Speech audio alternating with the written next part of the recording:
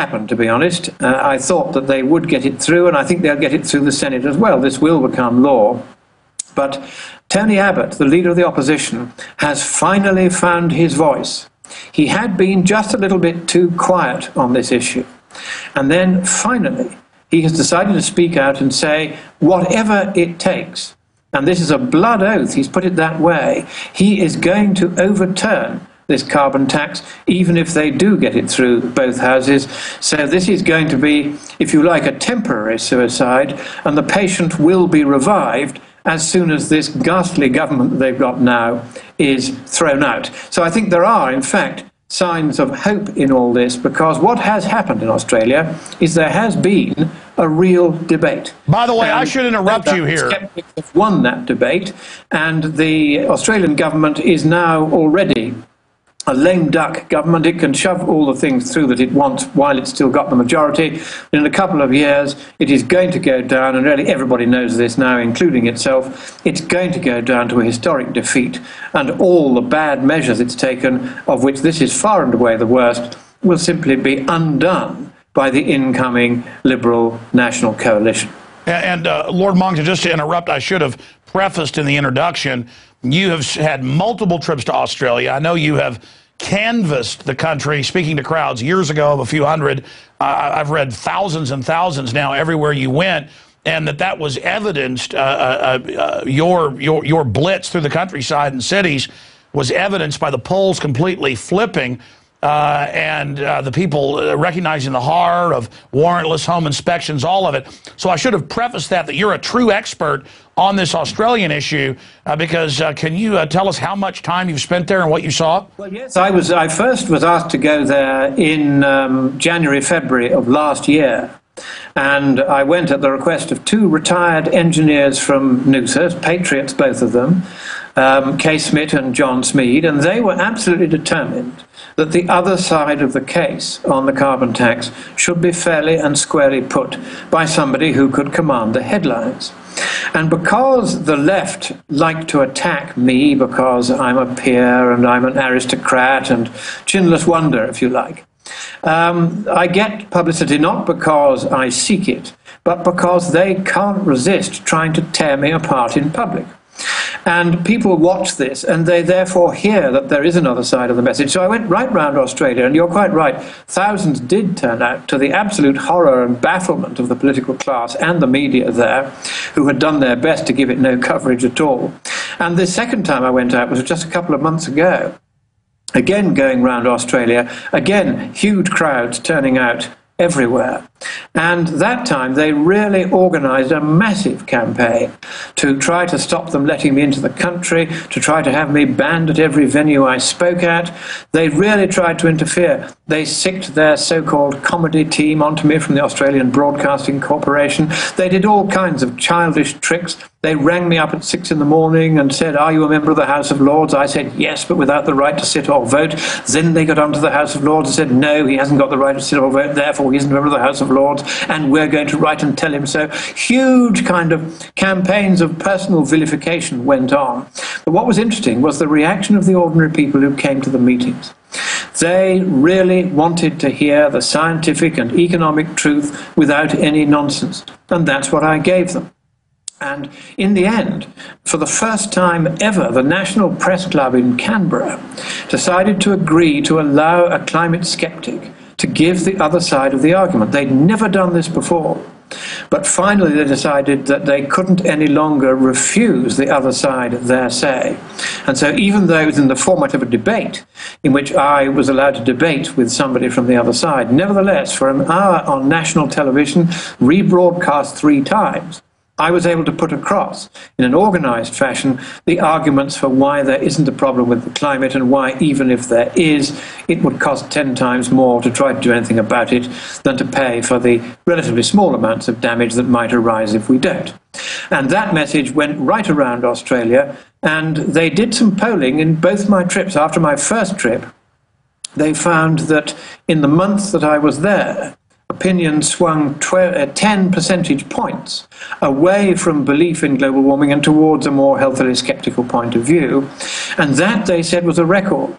But this time, the same thing happened in 1 hour when the polling organisation Roy Morgan did a minute-by-minute tracking poll of 350 balanced selected audience who had buttons they could press to say who was winning. And at the end of that hour, I had shifted 9% of that audience in just 1 hour. And they said that that, to their knowledge, was unprecedented in the history of polling.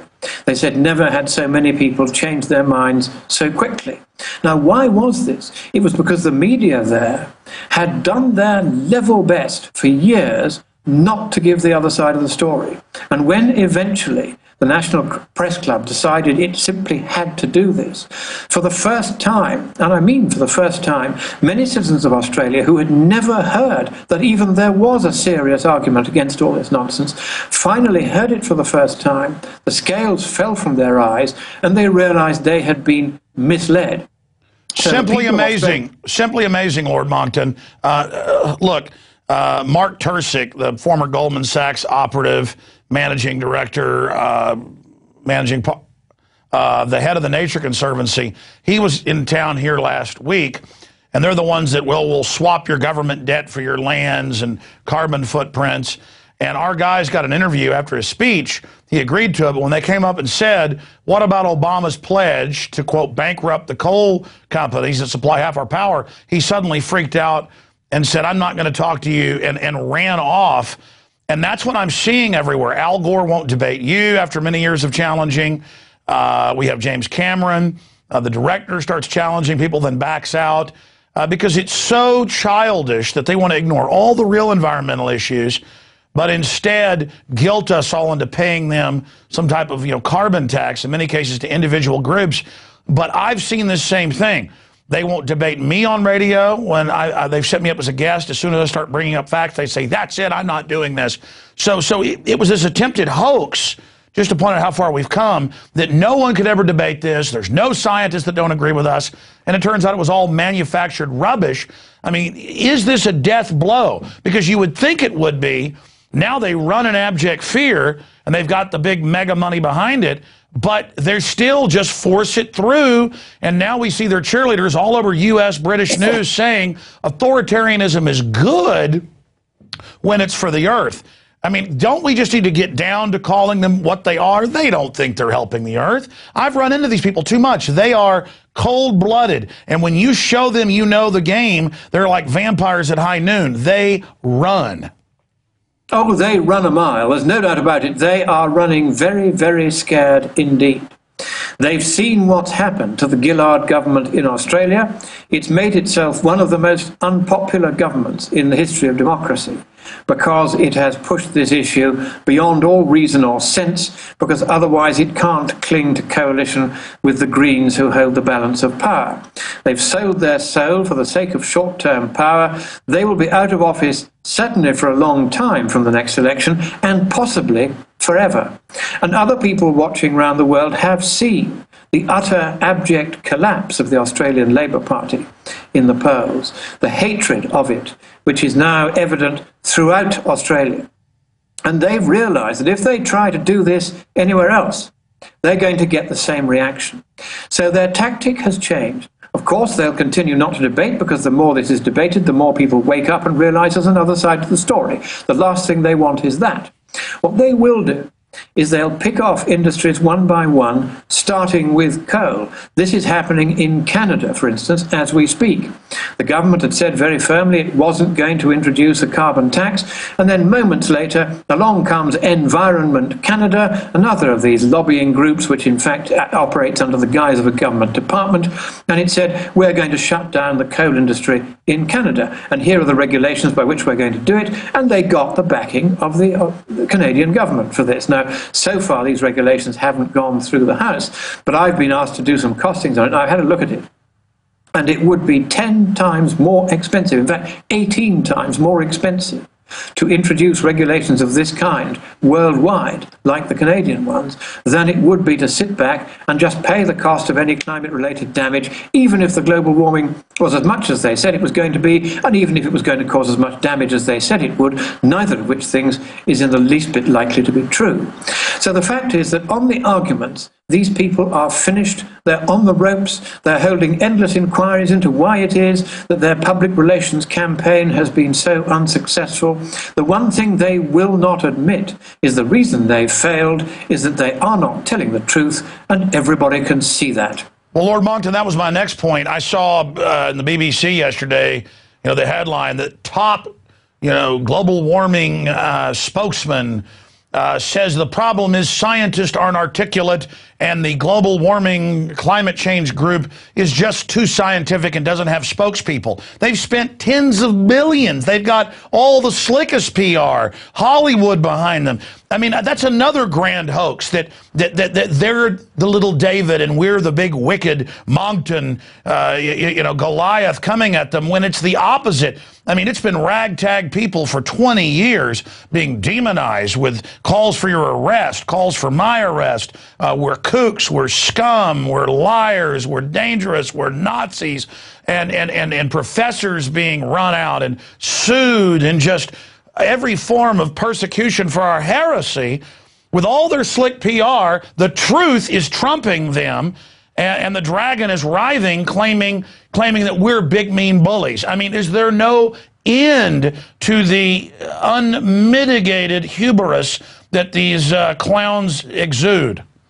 Well, for every hubris, as they used to say in ancient Greece, there is a nemesis, there is a reckoning. It is coming. It's already here, in fact. That's why the desperation of these people is becoming so evident. Al Gore, with his huge attempt at a relaunch, carefully timed to be September the 14th, because his advisors had told him what I thought might be the case, that we might see a record low sea ice extent in the Arctic this summer. We didn't, as it happened. It was just a little bit above the 2007 low, so that backfired on him.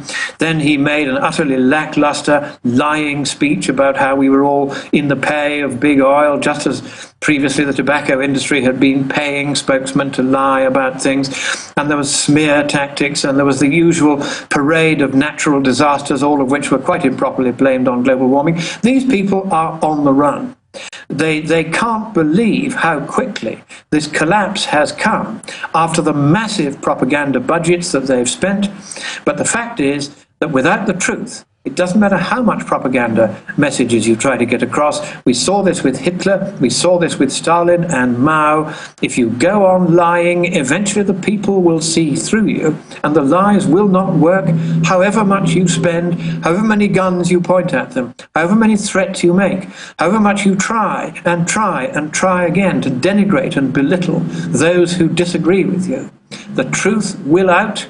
People are now realizing that this has been staggeringly oversold, that if there's a problem at all, it is a small one, it's containable, it requires absolutely no action now. After all, there has been no global warming for a decade. That was a point that Al Gore very carefully concealed during his presentation when he was trying to attribute a lot of natural disasters. And it was a total bomb. Almost no one watched it. Well, in fact, they tried to claim that millions had watched it, but even that looks like a made-up figure. It looks as though something like 17,000 people worldwide watched it.